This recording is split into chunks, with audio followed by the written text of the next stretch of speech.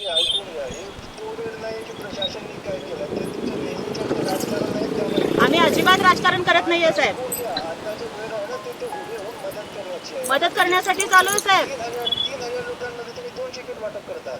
साहेब आम्ही सगळ्यांना राज्यात सत्ता यांची, मुख्यमंत्री यांच्या महायुतीचा, उपमुख्यमंत्री एक स्वतः यांचे साहेब, आणि तरी देखील फील्डवर जायचे नाटकं करतात आणि मग यांना जिल्हाधिकाऱ्यांनी सुनावलं.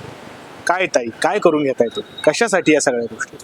म्हणजे सुषमा अंधारेंची नक्कल करता करता आपल्याला ती नक्कल जमणार नाही, किंबहुना नक्कल करण्यासाठी त्या पद्धतीची अक्कल लागावी लागते हे देखील तुम्ही विसरला. खरंच विनाकारण कुठलाही स्टंट नसतो करायचा. इथं लोकांची अवस्था काय, लोक कुठल्या सिच्युएशनमध्ये आहेत, त्या कुठल्याही गोष्टीचा विचार न करता नको ते स्टंट तुम्ही का करता?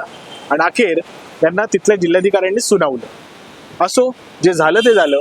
आता ताईंना एवढीच विनंती आहे की स्वतः जाऊन स्टंट करण्यापेक्षा तुमचे मुख्यमंत्री, तुमचे उपमुख्यमंत्री दोन्ही यांना सांगा की या बाकीच्या सगळ्या गोष्टी करण्यापेक्षा तुम्ही किट देण्यापेक्षा शेतकऱ्यांना आधी कर्जमाफी द्या, ज्या कर्जमाफीची घोषणा तुम्ही निवडणुकीच्या अगोदर केली होती. जय महाराष्ट्र.